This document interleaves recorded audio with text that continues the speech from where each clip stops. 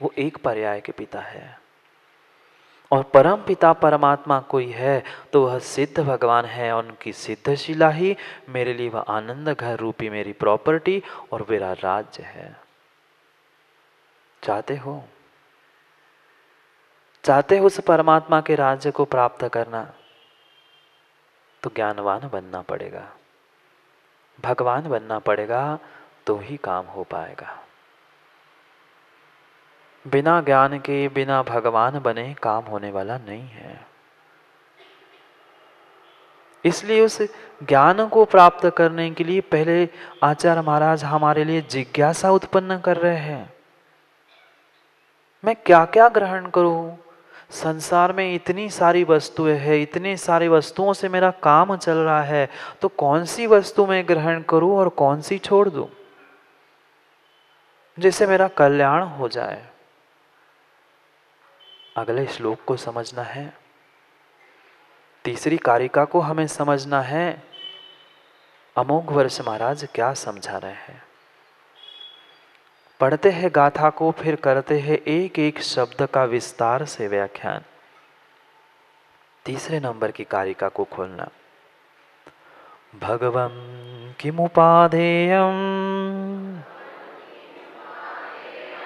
गुरुवचनं हेयमपि च किम कार्यम् को गुरुरधिगत तत्वा सत्यहिताभ्योद्यता सततम। पढ़ो एक साथ।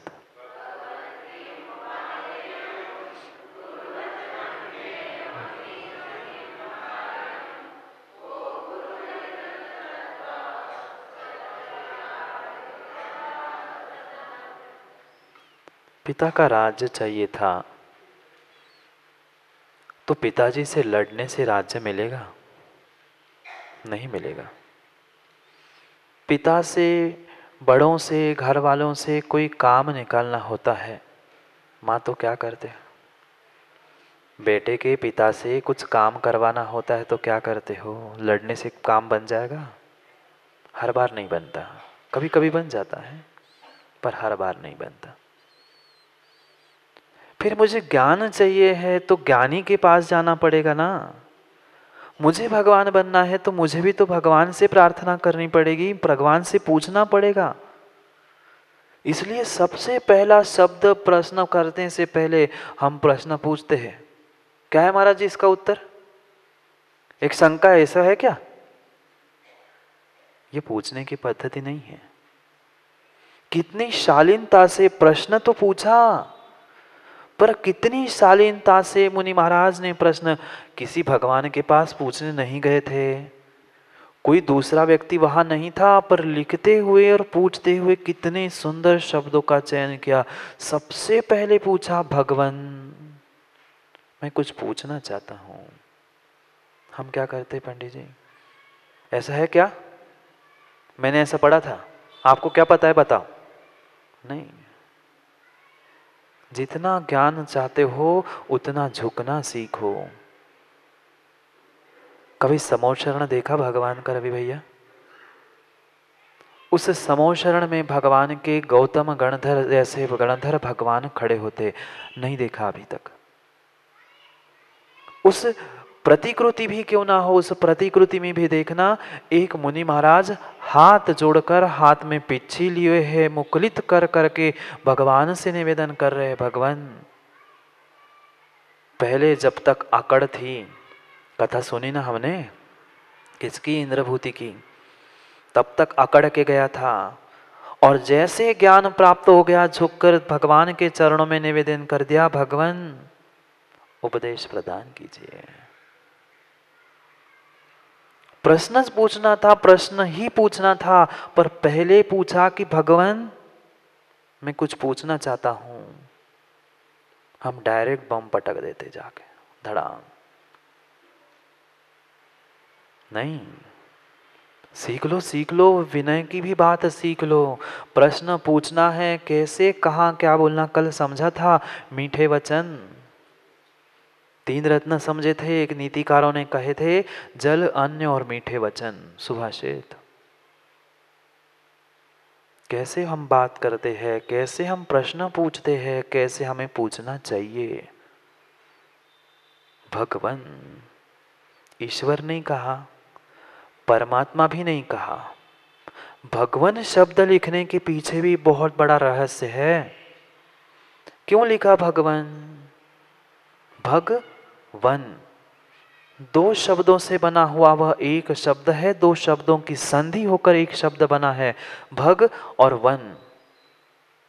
वंतु प्रत्यय होता है संस्कृत भाषा में, मंतु वंतु प्रत्यय में वान मतलब धनवान, ज्ञानवान। जो वंतु प्रत्यय होता है उस वंतु मंतु प्रत्यय का अर्थ होता है वान, यानी उससे युक्त। तो भग का अर्थ क्या हुआ? भ यानी भरा हुआ, ग यानी गमगच्छ, और जो धातु गमगच्छ अर्थ में होती है वह सब कुछ ज्ञानार्थ में भी होती है। तो भरा हुआ है ज्ञान, ऐसे भग यानी ज्ञान, भरा है ज्ञान जिसमें भगवान, ऐसे भगवान। किससे निवेदन किया? ज्ञान चाहिए ना, पिताजी का राज्य चाहिए ना, बेटे के पिता से कुछ निकालना है तो कैसे खुश करते हो माता? नहीं करते ना। कुछ काम करना होता है, किसी से हो, बेटे के पिता से हो या बेटे के माँ से हो या किसी से XYZ बाहर के भी व्यक्ति से हो, उससे पहले जय जिनेन करते हैं, थोड़ा मीठा खिलाते हैं, चिकनी चुपड़ी बातें कर लेते हैं और फिर अपना धीरे से प्रस्ताव रख देते। ऐसा करना था। फिर भगवान से ज्ञान चाहिए, फिर उसकी उनकी विनय नहीं करेंगे, उनसे निवेदन नहीं करेंगे तो काम कैसे बनेगा? भगवान का ही नाम ईश्वर, परमात्मा, सिद्ध, अरिहंत सब कुछ है, पर भगवान क्यों लिखा? क्योंकि ज्ञान चाहिए था, और जो ज्ञान से भरा है उससे ही ज्ञान प्राप्त किया जाएगा। इसलिए प्रश्न पूछने से पहले ही कह दिया कि भगवान, प्रश्न किया किम उपादेयम, किम उपादेयम, पहला प्रश्न कि उपादेय क्या है। इस संसार में बहुत सारी वस्तु है, बहुत सारे व्यक्ति, बहुत सारे कार्य है, पर उपादेय इस संसार में अगर कोई है तो कौन है? क्या है ऐसा उपादेय? किससे पूछा? जिससे मुझे ज्ञान प्राप्त करना था, उस ज्ञान से ही मैं उस सिद्ध शिला पर अपने पिता, परम पिता परमात्मा के राज्य को प्राप्त कर सकता हूँ। ऐसे उस भगवान से पूछा। क्यों? क्योंकि ये जग में प्रसिद्ध है।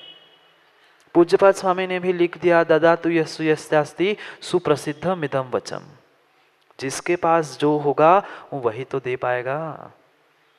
सोने की दुकान में जाकर तुम जीतू भैया सब्जी मांग लेना, 1 किलो टमाटर दे दो, भगा देगा?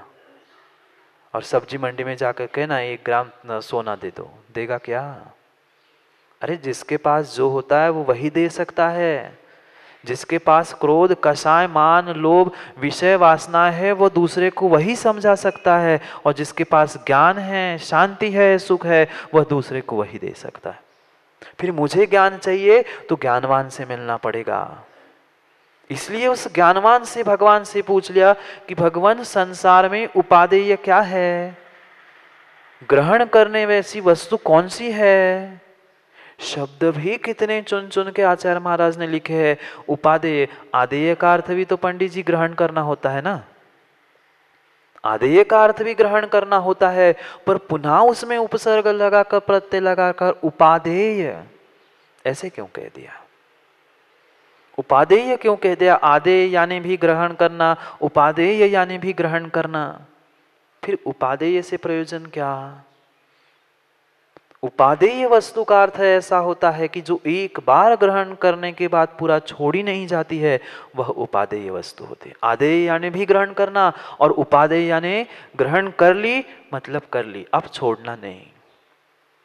इसलिए लिखा कि उपादेय संसार में ऐसी कौन सी वस्तु है, कौन सी वस्तु है जिसे मैं ग्रहण तो करूंगा ही पर कभी छोड़ने का भाव नहीं लाऊंगा। ऐसी संसार में कौन सी बड़ी वस्तु है? जिसके पास धन नहीं है वो यही समझेगा कि धन संपत्ति ऐश्वर्य मिल जाएगा तो वो सब कुछ मुझे प्राप्त हो जाएगा। जिसकी प्रसिद्धि नहीं है, प्रशंसा नहीं करता, कोई पद नहीं मिला, वो यही सोचेगा कि पद, प्रशंसा, प्रतिष्ठा मेरे लिए सब कुछ होता होगा। नहीं है। ना धन संपत्ति मायने रखती है, ना कोई प्रॉपर्टी मायने रखती है, ना कोई संबंध मायने रखता है उपादेय भूत में। कब तक रहेगा? जिसे ग्रहण किया धन संपत्ति हमेशा हमारे साथ है क्या? आज है, कल पता नहीं क्या होगा। इसलिए उसे उपादेय नहीं कहा। चक्रवर्ती जैसा चक्रवर्ती भी, कितने रत्न मां? कितने रत्न होते चक्रवर्ती के पास? आपके पास इतना सा टुकड़ा, फिर भी इतराते हमारे पास डायमंड सेट है। 14 रत्न। रत्न कोई पुद्गल के टुकड़े नहीं है वहां। जो चक्रवर्ती के पास रत्न होते, कोई हीरे जवाहरात रूपी रत्न नहीं। 14 प्रकार के भिन्न भिन्न रत्न होते हैं। वह स्त्री रत्न, ये सब 14 रत्न होते। ऐसे 14 रत्न, 9 निधिया वह समोष शरण पे, देखा क्या, एक दरवाजे की एक तरफ रखे रहते हैं। सब कुछ एक। उपादेय क्या है ये समझ रहे हैं?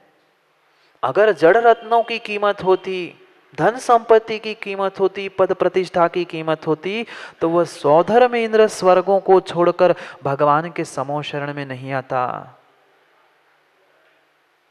वह चक्रवर्ती आंखों में पानी डालकर भगवान के समो शरण में भगवान की वाणी, गुरु की वाणी सुनने के लिए नहीं जाता। पर वो समझदार है, उनने समझ लिया है। हमें समझने में टाइम लगेगा महाराज जी, क्योंकि वो चक्रवर्ती है, उनको कुछ करना नहीं पड़ता। ऐसे ही है ना मां? किम उपादेयम, ग्रहण करने के बाद नहीं छोड़ा जाए ऐसी कौन सी वस्तु है? उत्तर देते हुए कहा, गुरु वचनम। गुरु का वचन। संसार में अगर कोई तारने वाला है, संसार में अगर कोई उपादेय ग्रहण करने जैसी वस्तु है, तो मात्र मात्र गुरु के वचन है। गुरु के वचन सुनने के लिए सौधर्म ने व्यवस्था बनाई ना। 108 निधिया वहां भगवान के दरवाजे पर समो शरण पे पड़ी मिलती है। हमारे दरवाजे पर कितनी है? ये कितना सा टुकड़ा पड़ रहे तो उठा के क्या करोगे? तिजोरी में लॉकर के अंदर, लॉकर में रमाल के रखेंगे। क्या कीमत उन जड़ रत्नों की? कोई कीमत नहीं उन जड़ रत्नों की। उससे उनको बहुत ज्यादा कीमत है, चाहे सौधर्म हो, चाहे चक्रवर्ती हो। गुरु वचनम। हमें कितनी है गुरु वचन की कीमत? महाराज तो बकते ही रहते हैं, महाराज तो कहते ही रहते। महाराज का काम क्या है? माता ऐसा तो नहीं सोचते, इसलिए तो महाराज जी तुम्हें आहार देते हैं, आप रोज सुबह शाम प्रवचन करना, सुनाते जाना, हम वाह वाह वाह वाह करेंगे, अंदर कुछ नहीं। विशेष एक एक शब्द के अर्थ को समझना, इसलिए उपादेय कहा है। ग्रहण करके उसे संभाल के रखना सीख लो। वाचन किया, पाचन भी करना सीख लो। सुनोगे नहीं तो गुनोगे कहां से, और गुनोगे नहीं तो चुनोगे कहां से? पहले सुनना सीखो, फिर गुनना सीखो, फिर चुनना भी सीखो। सम्यक दर्शन, सम्यक ज्ञान और सम्यक चारित्र। एक से काम नहीं होगा, मात्र सुनने से काम नहीं होगा। कभी बैठकर गुनना भी होगा, और उसमें से अच्छी चीजें हमें चुनना भी होगी, तब काम होगा। इसीलिए गुरु वचन कहा है, लघु वचन नहीं कहा, पर वचन नहीं कहा, प्रवचन कहा। प्रकृष्ट वचन, उत्कृष्ट वचन जिसके पास होता है, वही गुरु वचन होते हैं, वही गुरु के वचन होते हैं। एक प्रवचन होता है और एक परवचन यानी संसार के वचन होते हैं। हाँ, क्या सुना? 5 महीने से माँ वह कहने को तो बहुत बड़ी बड़े दृष्टांत, सास ने बहू से क्या किया, बहू ने सास के साथ क्या किया, ये तो आप टीवी पे देखते ही रहते हो। नहीं देखते ना? नहीं कर सकते कोई ऐसा। वो तो तुम्हें कहीं भी देखने मिल जाएगा। वह प्रवचन हो जाएंगे, मैं बहुत सुंदर किस्से सुना दे, सब कुछ हो जाए, बहुत अच्छी अच्छी कथाएं, पर उससे काम नहीं होगा। वो प्रवचन नहीं है। जिनवाणी की जो गवेषणा तीर्थंकरों ने की है उसका ही व्याख्यान करना, वही गुरु वचन है। क्या उपादेय संसार में? गुरु के वचन ही परम उपादेय है। गुरु के वचन ही परम उपादेय। लघु वचन नहीं, दो अर्थ निकालना। गुरु यानी भारी, लघु यानी संसार छोटा। गुरु के वचन, गुरु वचन, प्रकृष्ट वचन, प्रकृष्ट वचन। कल भी कहा था बाबा वाक्यम प्रमाण नहीं। पंडित जी ने कह दिया हमने मान लिया, नहीं। गुरु के अनुसार है तो छोटा बालक भी क्यों ना गुरु के अनुसार। गुरु कौन? मात्र निर्ग्रंथ नहीं, 5 पंच परम गुरु कहा जाता है। पंच परमेष्ठी को 5 गुरु कहा जाता है। पंच महागुरु भक्ति, वह 5 गुरु के द्वारा प्राप्त किया हुआ छोटा सा बालक भी हरीश भैया क्यों ना वह जिनवाणी का सूत्र कह दे, उसकी भी पीठ थपथपा देना। और बड़ा सा बड़ा व्यक्ति कोई विपरीत बात कर रहा है तो उससे विपरीतता कुछ नहीं करना, उससे तो जय जिनेंद्र करना, भैया तुम्हारा ज्ञान तेरे पास, मेरा ज्ञान मेरे पास। छोटा सा बालक पर कठिन है पंडित जी, किसी छोटे बालक से सीखना। बड़ों से ग्रहण करना बहुत आसान बात है क्योंकि वो उम्र में ज्ञान में बड़ा है। पर मां छोटा बालक भी कोई अच्छी बात सिखाता है तो कभी उसे धुतकार मत देना, मत भगा देना। जरूरी नहीं है रवि भैया हर चीज हमारे ज्ञान में आ ही जाए। कुछ विषय में उन बालकों का, अपने बेटों का, पोतों का भी हमें अनुभव, उनका ज्ञान भी कभी कभी लेना पड़ता है। क्यों? उस विषय पे वो मास्टर हो सकते। इसलिए कह रहे हैं कि गुरु का वचन बड़ों का तो है ही, पर जो कोई चारित्र में गुरु होता है, कोई ज्ञान में, कोई श्रद्धा में, सबके वह वचन मेरे लिए उपादेय भूत है। उपादेय मतलब मां ग्रहण करने के साथ साथ उसे संभाल के भी रखना होगा। तो जो जो गुरु ने वचन हमारे लिए प्रवचन में कहे संजोग भैया उसको रट के रख दूं।